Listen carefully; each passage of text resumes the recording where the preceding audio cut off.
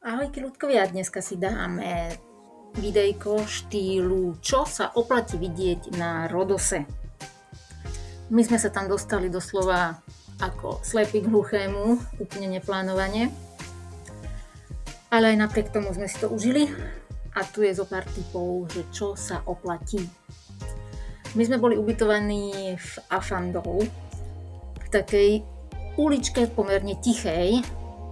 Nevýhodou bola hneď vedľa reštaurácia, ktorá mala asi 2 dní po sebe nejakú oslavu alebo svadbu, takže veľmi nám to nevyšlo. Trošku sme sa nevyspali. Ale inak prostredie tam bolo veľmi pekné, to útulné ubytovanie s malou záhradkou, s lehatkami. Čo určite odporúčam je požičajte si auto. Je to neskutočne pohodlné a nemusíte sa nikomu ani ničomu prispôsobovať. Prvá pláž, ktorú sme navštívili, bola Afantov pláž. Typicky kamienková, nič pre mňa. Aj keď musím uznať, že bolo to moje doslova prvé kúpanie v mori, takže ja som z toho bola nadšená.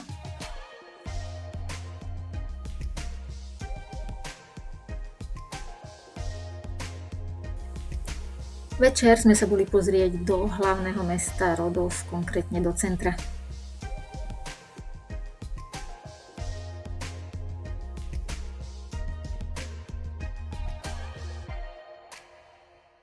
Odporúčame ale aj zájsť trošku do takých zákutí mesta, rôzne bočné uličky. Verte, že aj tam sa nájdú rôzne pekné miestečka a nie je tam toľko ľudí.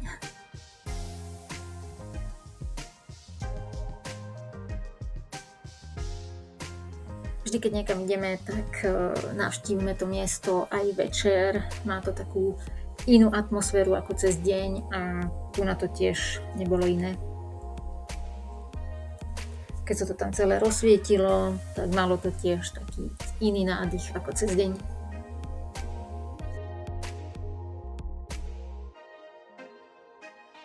To, čo vám ale určite odporúčam, je navštíviť reštauráciu vo Faliraki, volá sa Something Different. Je to niečo úžasné, je to rodinný podnik a jednoducho od začiatku až po koniec, odkedy prídete, odídete, máte naozaj neskutočný zážitok zo všetkého, čo sa okolo vás deje.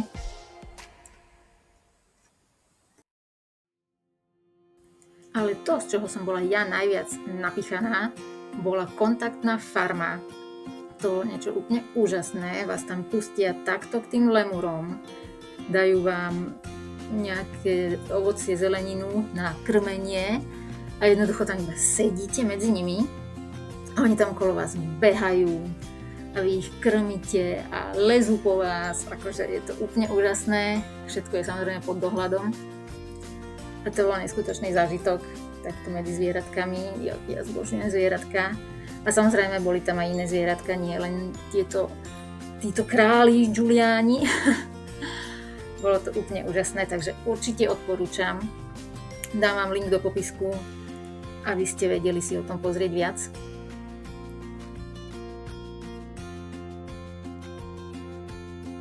Krásne vám zapouzujú, niekedy vám skončia aj na hlave a hlavne pozor na hovienka.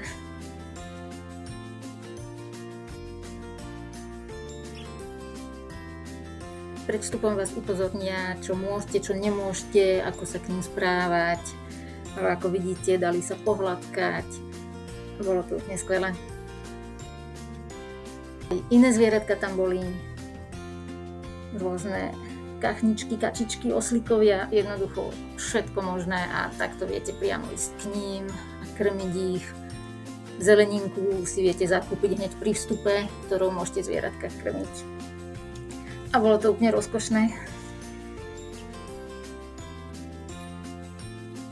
Každý, kto má rád zvieratka, si tam určite príde na svoje.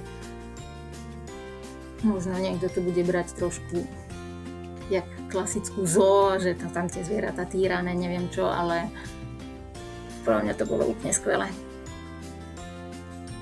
Odporúčam poučiť hlavne svoje deti, že ako sa k zvieratkám treba správať, lebo je pravda, že videli sme tam aj zo pár detí, ktoré to ako si nepochopili.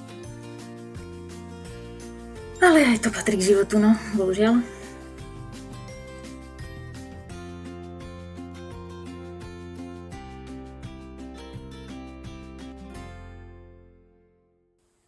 Ďalšou zastávkou, ktorú určite odporúčam navštíviť, je Prasonysi, južný Cíp. Je to vlastne miesto, kde počas prílivu sa to tam tá pláž ako keby že vlastne zaleje a oddelí ten ostrov, ten kopec, ktorý tam môžete vidieť, od zvyšku Rodosu. A je to úplne perfektné z jednej strany, to je fakt, že veterné, vlny veľké, z druhej strany úplne sa tam ľudia proste kúpu, nič, všetko pohodička, krásna pláž piesková. Parádny zážitok.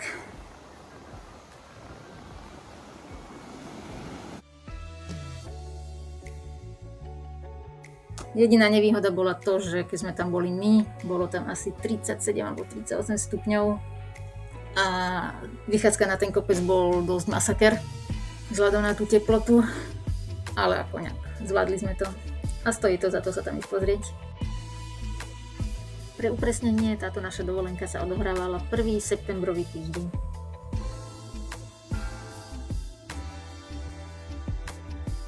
Ako som spomínala na začiatku, ideálne je požičať si auto. My sme si požičiavali auto hneď na letisku a prejsť si ten ostrov autom, lebo fakt neviem si predstaviť, ako by sme sa tam dostali nejakou ich MHDčkou, na ktorú sa že vraj absolútne nedá spoľahnúť a chodí si tak barziak. Takže ak to chcete mať naozaj pohodlné, ideálne, požičať si auto a prejsť si to svojím tempom a pohodlne. Výhľady z hora boli tiež neskutočné, ale na môj vkus to bola veľmi vyprahlá pustina, minimum zelene, samý kameň a nikde sa človek nemohol ani skovať pred tým slnkom. Hovorím, 37-8 stupňov je naozaj masaker. Ale čo sa týka výhľadu, stálo to za to.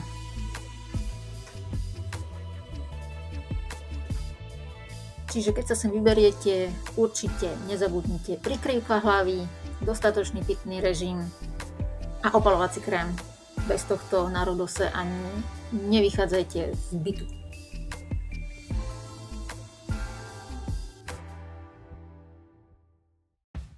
Ďalším miestom, ktoré sa určite oplatí vidieť, je Akropola v Lindose.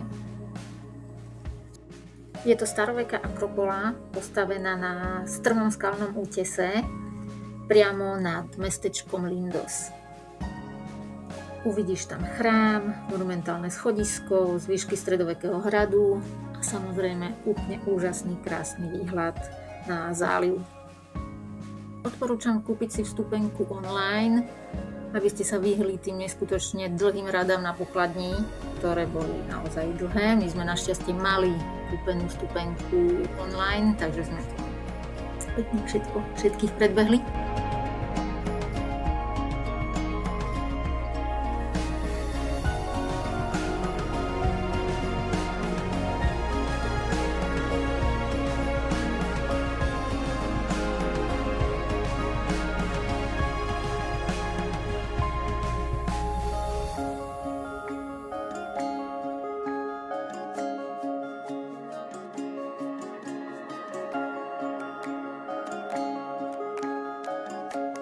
Pre tých, ktorí by náhodou nezvládali cestu hore, je aj možnosť vyviesť sa hore pomocou oslíkov.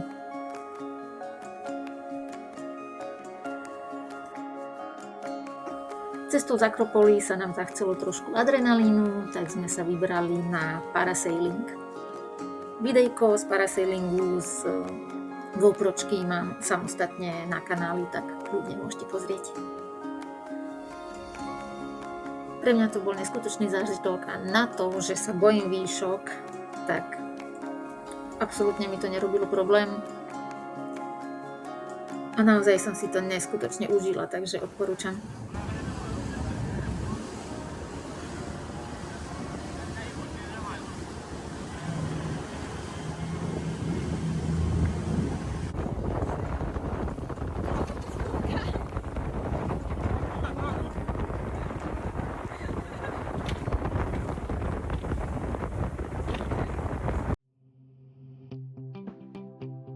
Na ďalší deň sme sa vybrali naspäť do hlavného mesta, na hrad, ale absolútne to nesplnilo moje očakávania. Vstupenka 20 eur na osobu, ale nič extra sme tam naozaj nevideli.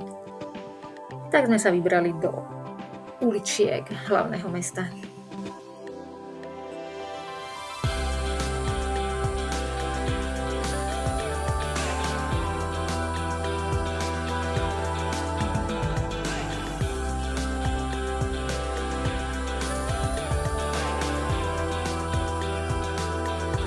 Ako správni turisti sme nesmeli vynechať ani rôzne obchodíky so suvenírmi a so všetkými možnými cetkami.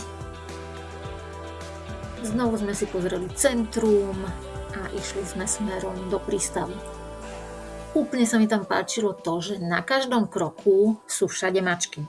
Ale že všade.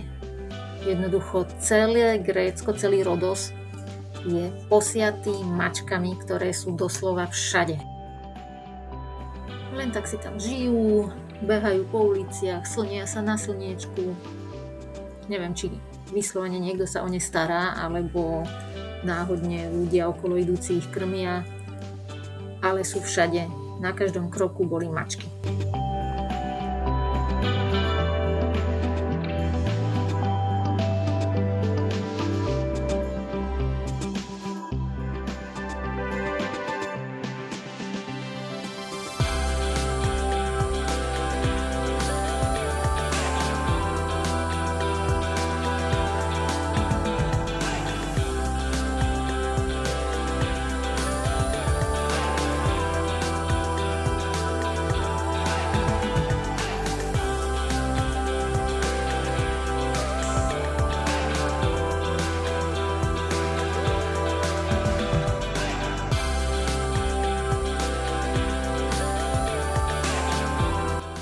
Žiaľ, parasailing si u mňa vyžiadal svoju daň a posledné dni som bola doslova, že KO, nádcha, kašel, jednoducho úplne ma to zložilo.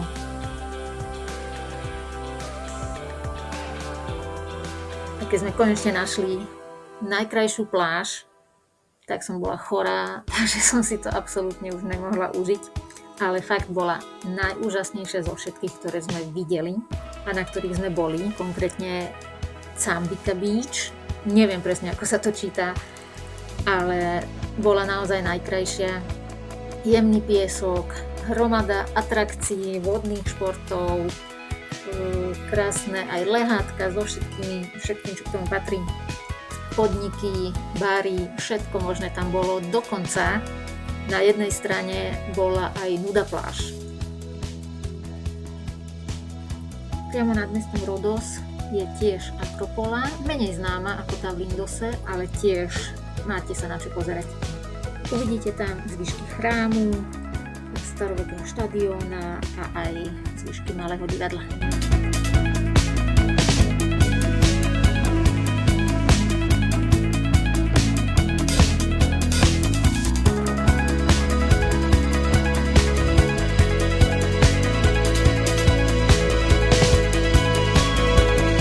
Poslednú rozlúčku s morom sme si dali na Eli Beach, čo je vlastne pláž na okraji hlavného mesta Rodos. A išli sme domov. Ak sa ti videjko páčilo, môžeš dať like, odber a sleduj nás pri ďalšom našom dobrodružstve. Čauky, čauky.